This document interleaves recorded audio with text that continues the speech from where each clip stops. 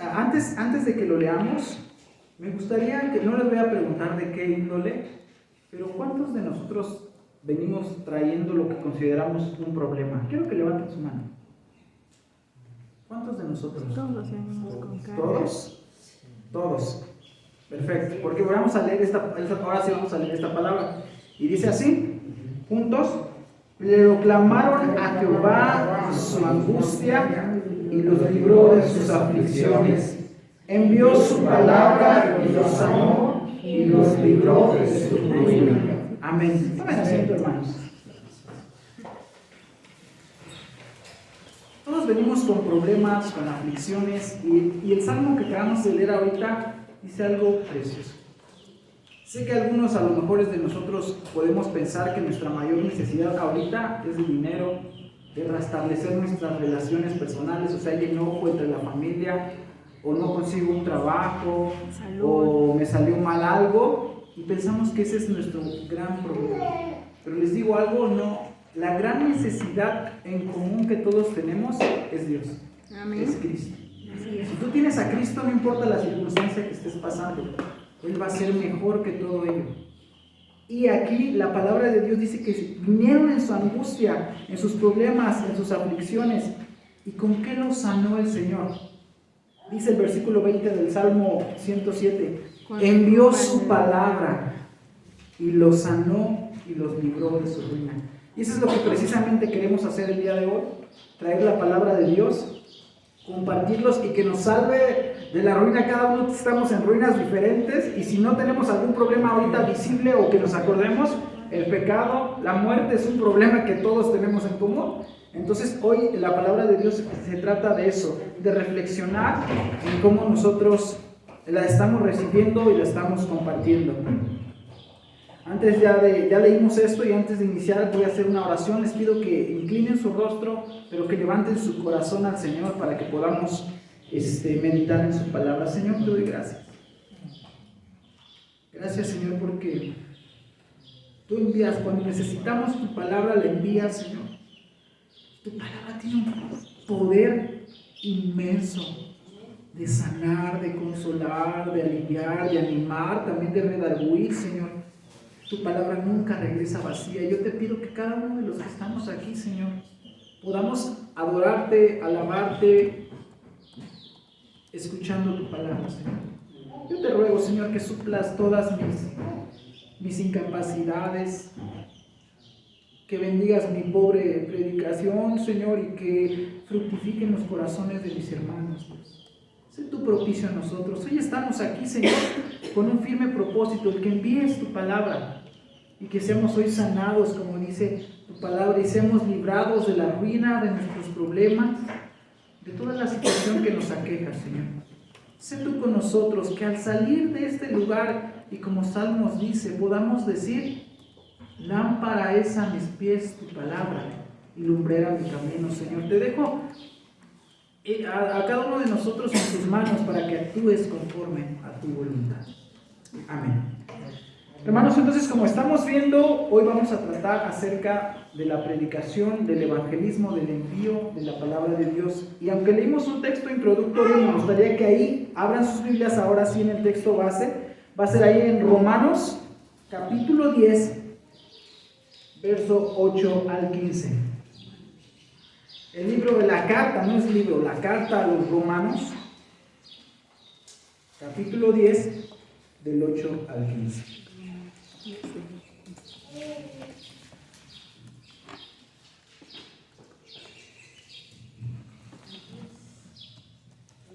Y así como están sentados, vamos a leer juntos estos textos, estos versículos. Romanos 10, del 8 al 15.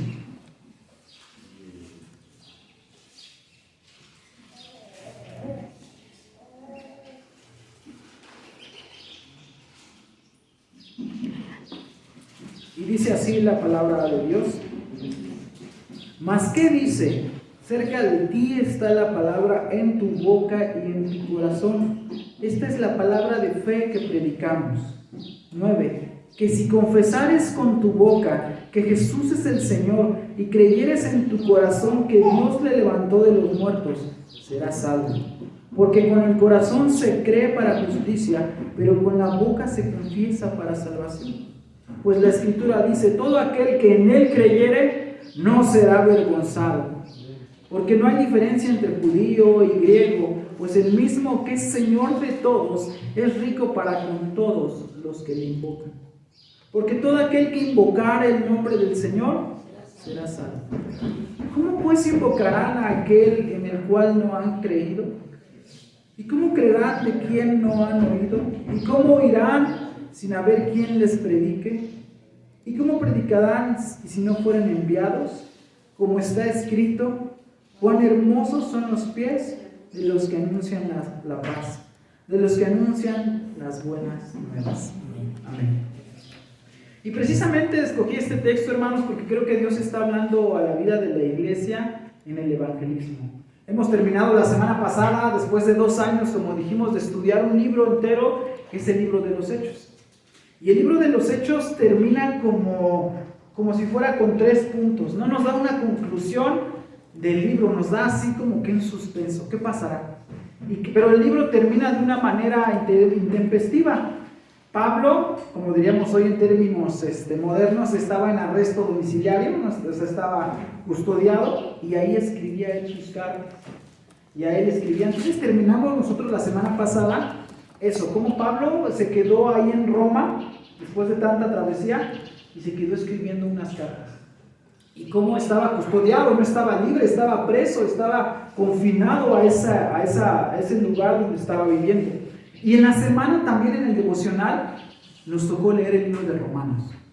Y ayer sábado nos tocó leer este capítulo. Entonces creo que Dios está hablando acerca del evangelismo y me da mucho gusto que varios hermanos de la iglesia se estén levantando y estén tomando esa tarea que el Señor nos ha mandado, ¿no? Realmente la tarea de predicar y de llevar el evangelio es de todos, no solamente es de algunos. Y me da mucho gusto por aquellos hermanos, nos mandan al video devocional los videos que están haciendo de células, de grupos de estudio, y qué emoción nos da eso, de verdad que eso es precioso. ¿Por qué, hermanos? Porque Pablo dejó una tarea muy grande.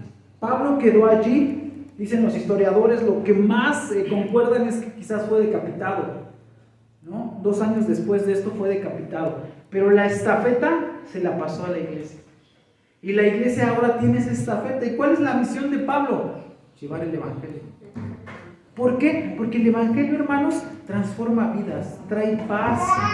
Lo que cuando ustedes están predicando el evangelio, están trayendo no solamente palabras, no solamente cosas bonitas, no es como un psicólogo que te escucha y te da un consejo, están trayendo vida. Y esa es la misión del evangelio, llevar vida a las personas. Y dice aquí, hermanos, que hay unas frases muy bonitas que quisiera compartirles. Dice, Dios nos ha confiado el ministerio de su palabra, pero no sus resultados. Eso es obra de Dios. La otra dice, Martín Lutero decía, los hombres llevan el evangelio al oído de las personas, pero el Espíritu Santo los lleva al corazón. ¿No? Y esa es la misión de cada uno que comparte el evangelio. Y el libro de Romanos nos va a estar hablando de eso, de cómo debemos compartir y qué debemos compartir para todos nosotros, en especial para los que tienen un grupo. Dice el verso 8, hermanos, ahí en su Biblia. ¿Mas qué dice cerca de ti esta palabra? En tu boca y en tu corazón está la palabra de fe que predicamos. Dice el verso 8, esta es la palabra de fe que predicamos.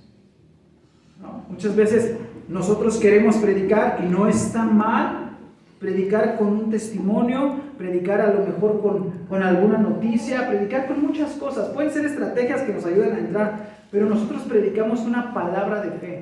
Nuestro principal mensaje es la Biblia. Nuestro principal mensaje es, ahorita vamos a ir desarrollándolo, ese es el centro de nuestra predicación. Aquí, como ustedes saben, también hemos casi cada inicio de año, a veces hay una sesión o 2 de testimonios, porque es importante que la gente vea cómo Dios ha obrado, pero no es lo más importante. Una persona no conoce a Jesús a veces por medio del testimonio, sino por medio de la palabra de Dios. El testimonio puede ser solamente una herramienta que se use, ¿no? Pero en realidad lo que convence a las personas es la predicación de la palabra de Dios. Esta es la fe que predicamos, dice el verso 8. El verso 9 y el 10 dice, nos van a hablar de dos cosas bien importantes, hermanos, de la fe verdadera y de la fe. Nos van a hablar de la fe, pero no solamente de la fe, sino de la fe verdadera y de dos aspectos que debe contener esa fe verdadera. No sé, me dijo su nombre, caballero. ¿Cuál es su nombre? Leoncio. ¿Usted había estado en un lugar así antes? ¿Usted tiene fe? Tiene fe. A un ladito está Adriana. ¿Usted ya había estado en un lugar así? Sí, también tiene fe. ¿Y todos los que estamos aquí tienen fe? ¿Qué podrían decir? Sí. Y esa es una respuesta general. Esa es una respuesta que si tú te acercas inclusive a cualquier persona que pase en la calle y le dices, ¿tienes fe? Te va a decir que sí. O inclusive cuando nosotros vemos a alguna persona en una situación difícil, ¿qué le decimos? Ten fe. Y la fe es importante, hermanos. Pero no solo la fe es importante. Lo que es verdaderamente importante para una fe verdadera que habla la Biblia es el objeto de la fe. Es el sujeto de la fe. ¿En quién tengo yo depositada la fe? Porque yo le puedo decir a una persona, ten fe, todo se va a mejorar. Pero la fe no es una persona, la fe no es una cosa, no es una energía, no es nada. La fe debe de estar depositada en el sujeto, en la persona indicada. En la persona de Cristo, exactamente. Muchas veces nosotros a las personas, ten fe, sí voy a tener fe, pero ¿en qué está depositada nuestra fe? Dice el verso 9, que si confesares con tu boca, allí viene, que en dónde debe estar depositada la fe. Que Jesús es el Señor y creyeres en tu corazón que Dios le levantó de los muertos. Entonces la fe que nos está hablando aquí la Biblia, hermanos, no es una fe al aire, no es una fe en lo que tú creas. Yo puedo tener fe como un amuleto, ¿no? Y decir, ten fe. Es que yo tengo fe en que mi pata de conejo, en que mi horóscopo, o solamente en un esfuerzo mental de decir, todo va a salir bien. Eso no es la fe que salva, la fe que te acerca a Dios. La fe que te acerca a Dios es aquella que reconoce que Jesús es el Señor. Esa es la fe que te salva, la fe que te acerca a Dios. Porque decir que Jesús es el Señor no es fácil, hermanos. Cuando dice es el Señor, quiere decir que es el dueño de tu vida, el que gobierna tu vida, tu amo, el que te dice cómo vas a vivir la vida. Y eso es complicadísimo. Muchos pueden hablar y decir, yo creo en Jesús. El mismo diablo cree, hermanos. No es suficiente exactamente con creer. La fe debe de estar puesta en el Señor Jesús y la fe es la confianza que tenemos en Él. Entonces, ¿es importante la fe? Sí, pero es más importante en qué esté depositada la fe. No en un amuleto, no es una palabra o un pensamiento bonito que nosotros queremos expresar, sino nosotros cuando predicamos el Evangelio, cuando llevamos la palabra de Dios, debemos de llevarlos allí, a la fe en Jesucristo. Eso dice el verso 9. Y dice el verso 10. La otra parte que quiero rescatar de la fe, la 1, es que el punto 1 de estos textos, del 9 y del 10, es que la fe tiene que estar depositada en la persona correcta. El otro punto que quiero hablar acerca de la fe es esta. Ya he hecho esta pregunta, pero quizás algunos no la han escuchado. Ustedes piénsenlo y díganme, ¿la fe se ve? ¿La fe es algo que podemos ver? A ver, levanten la mano los que digan que sí. Sí se ve. Sí se ve. Lo llevamos por delante. Los que digan que no se ve. Perfecto. Ahora vamos a ver qué dice la Biblia. ¿Me ayudas por favor con Lucas 5, 17 al 20? Y los otros, quién sabe, ¿no? Pero bueno, Lucas 5, 17 al 20. Este es el otro aspecto que va a destacar Romanos acerca de la fe. Lucas capítulo 5, verso 17 al 20.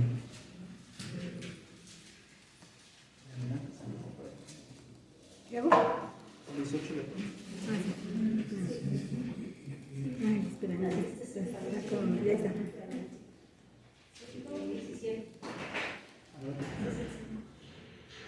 La búsqueda completa.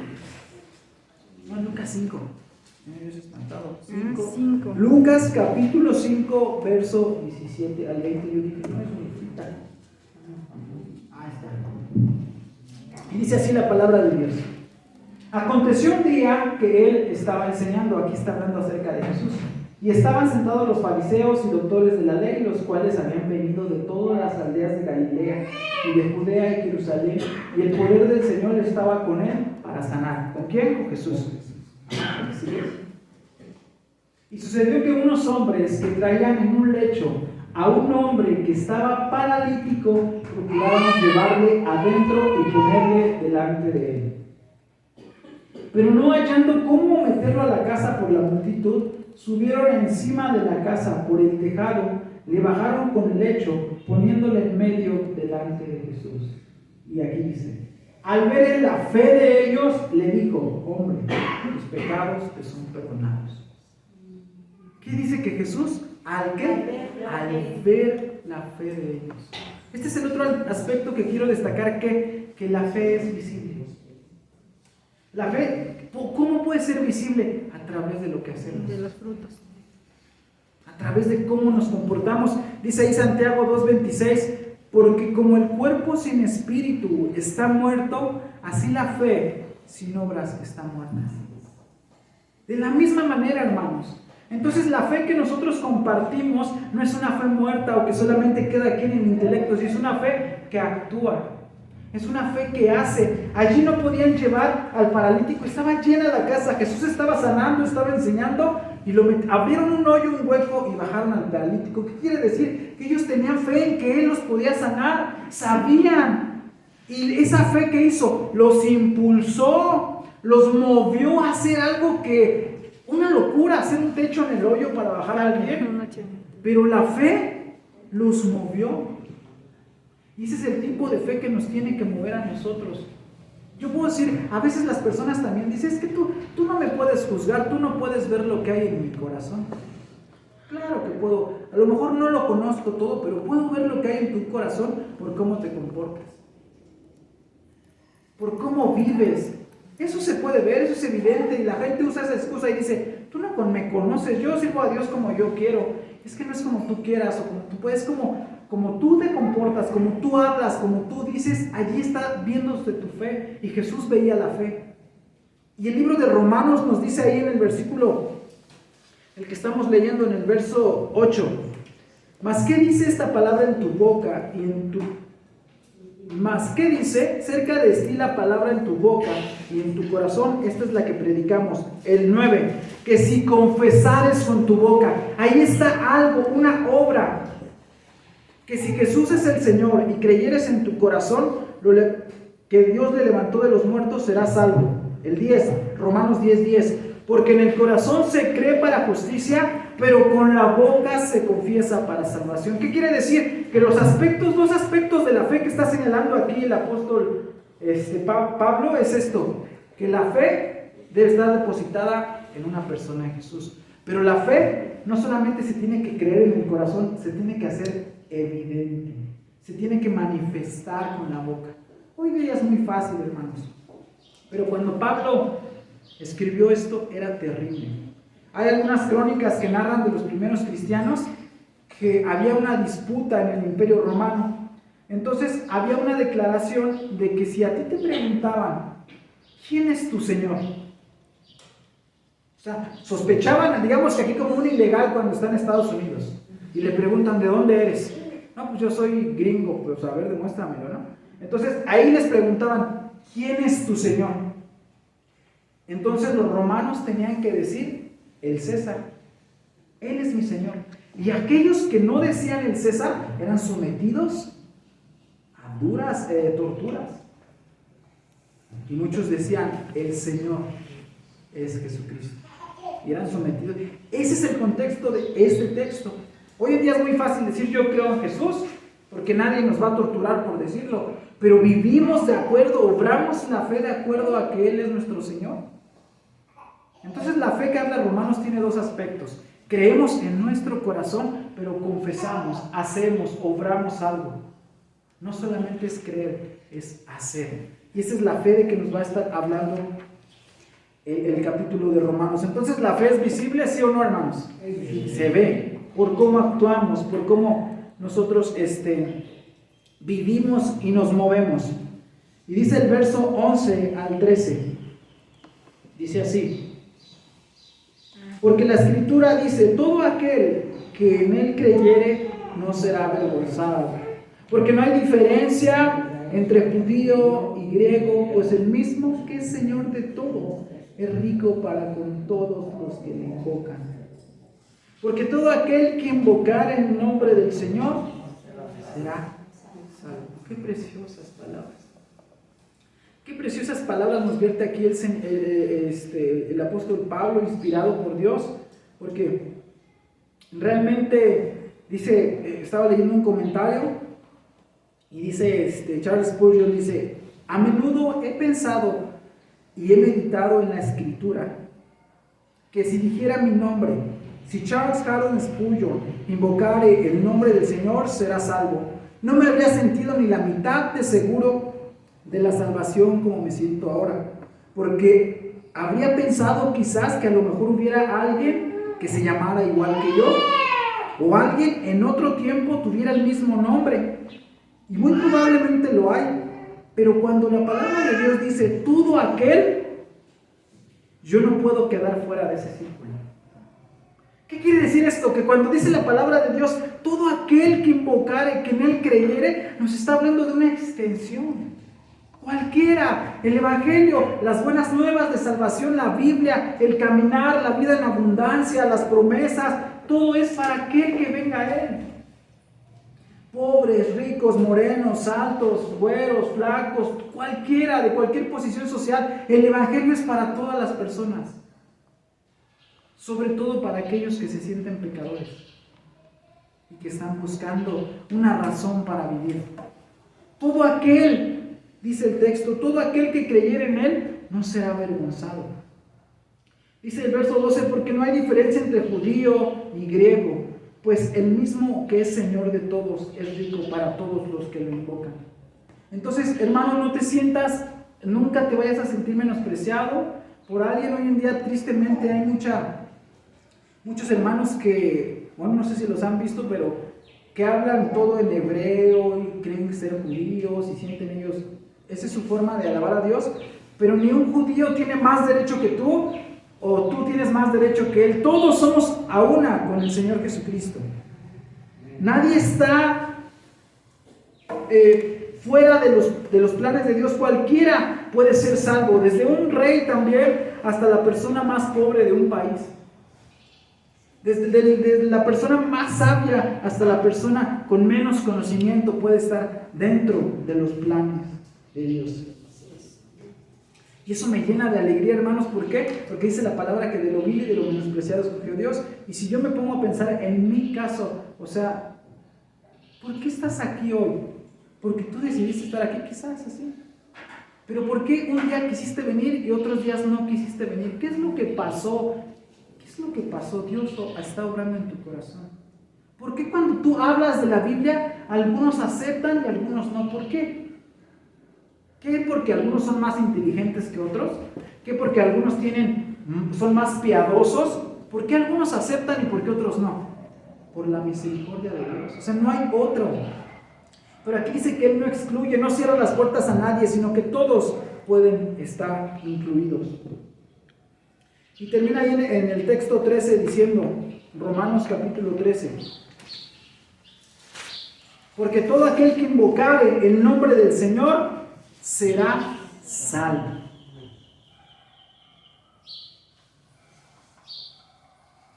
Invocar, hermanos, significa llamar a alguien en especial, a alguien superior para pedir un auxilio o alguna protección. Eso es lo que significa invocar.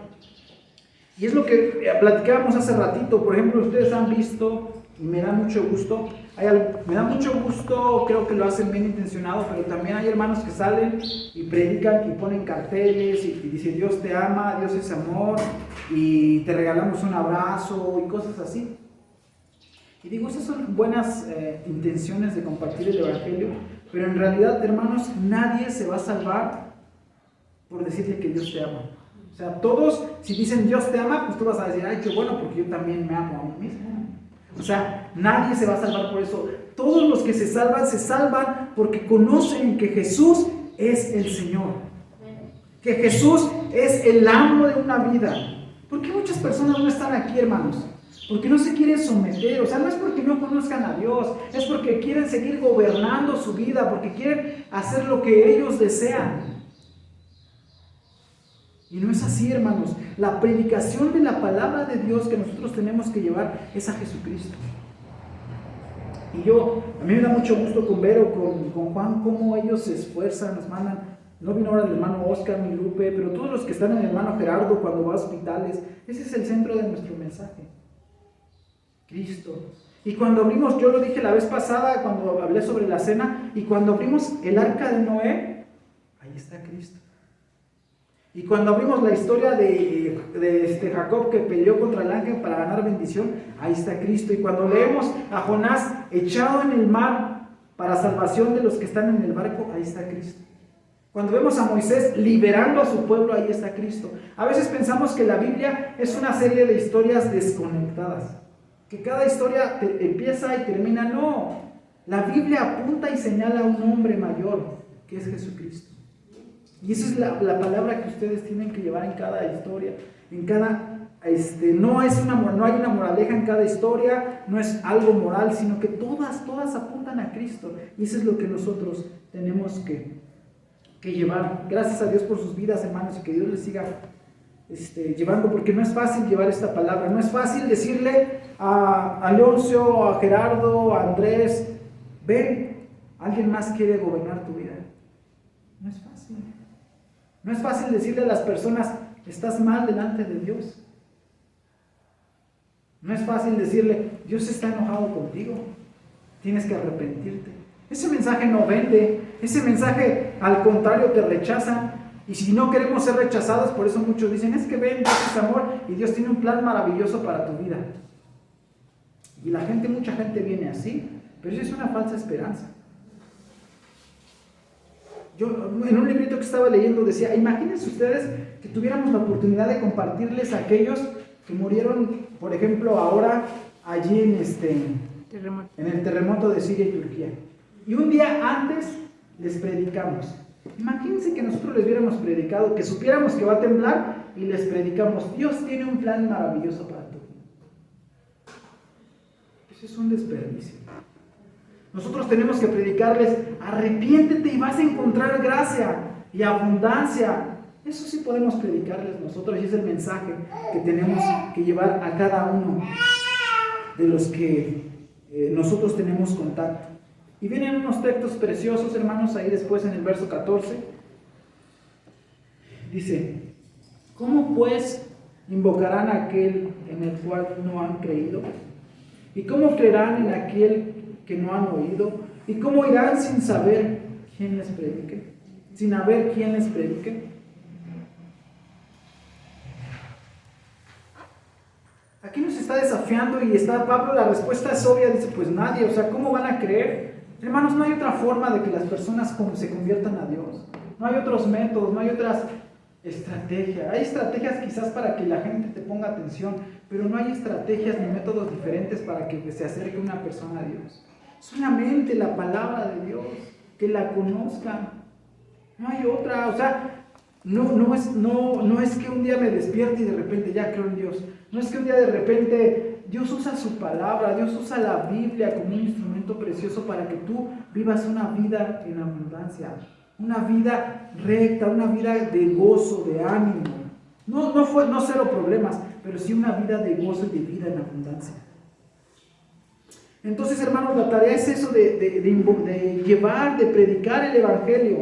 Y dice el verso 15, ¿y cómo predicarán si no fueran enviados? Como está escrito, cuán hermosos son los pies de los que anuncian la paz, de los que anuncian las buenas nuevas.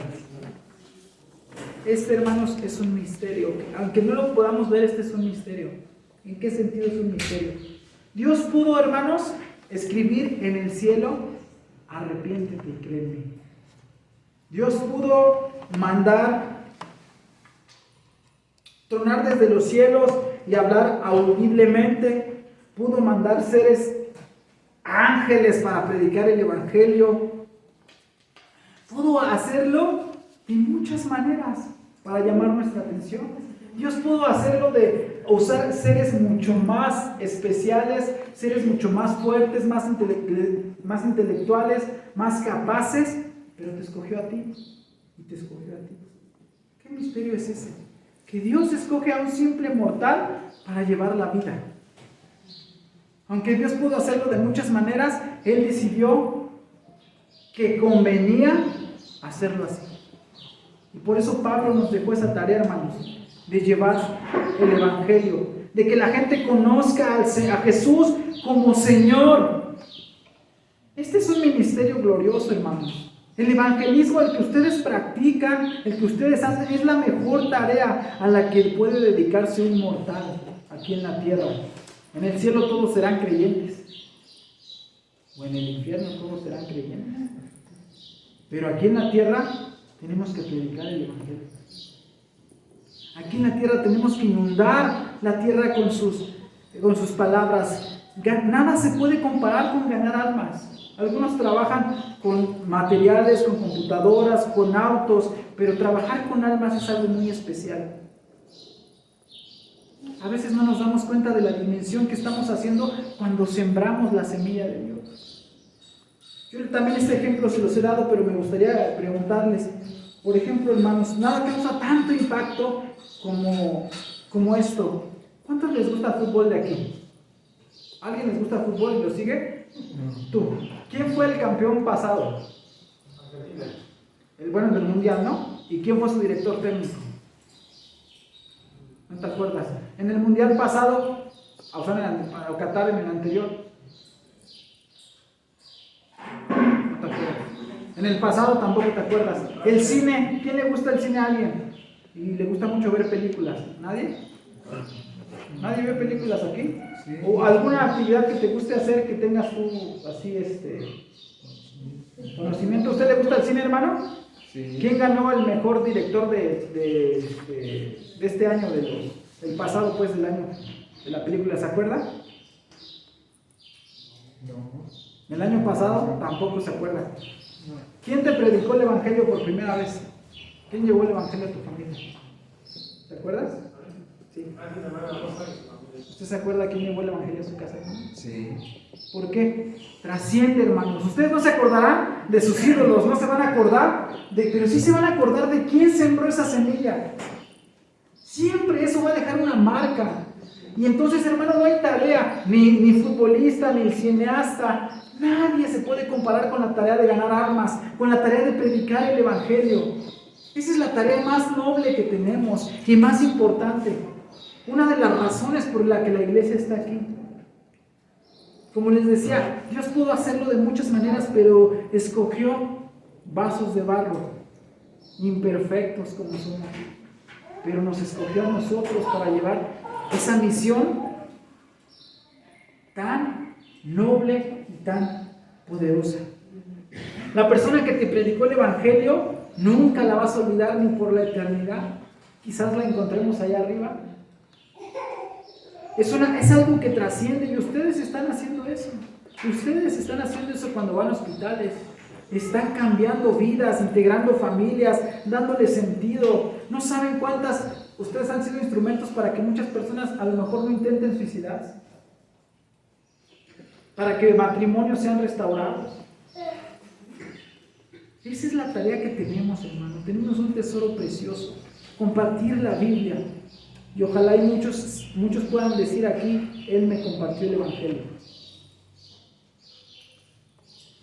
Y de esa manera el Señor dice 2 veces en la Escritura, hermanos. Cuán hermosos son los pies de los que anuncian la paz, de los que anuncian las buenas nuevas. Romanos 10:15. Isaías 52:7.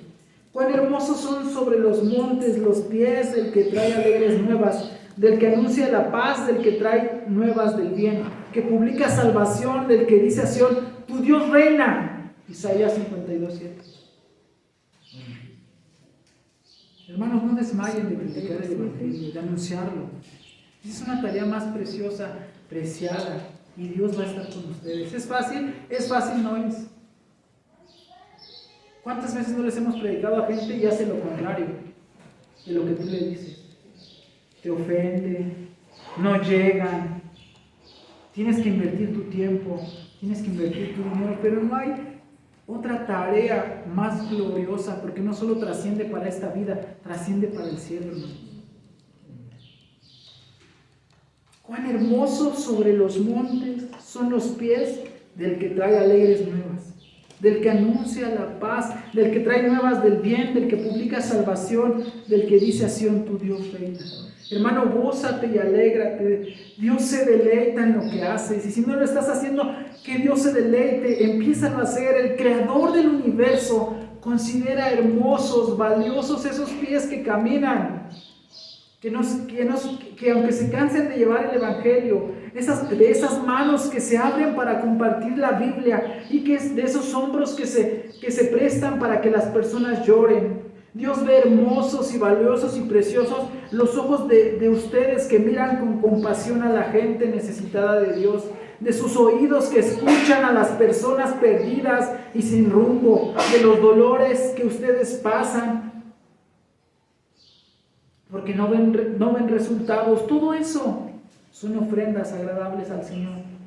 Los desánimos, los tropiezos, las adversidades que ustedes pasan por llevar el Evangelio son sacrificios de olor grato delante del Todopoderoso. Y creo que esta tarea tenemos que, si no la estamos haciendo, empezarla, hermanos. Y dice la palabra de Dios ahí en Salmo 126, 5 y 6. Con esto quiero animar a mis hermanos, aunque es una tarea muy difícil y complicada, Dios está con ustedes. Yo lo traigo en una versión diferente y se los voy a leer así. Dice así Salmo 126, 5 y 6.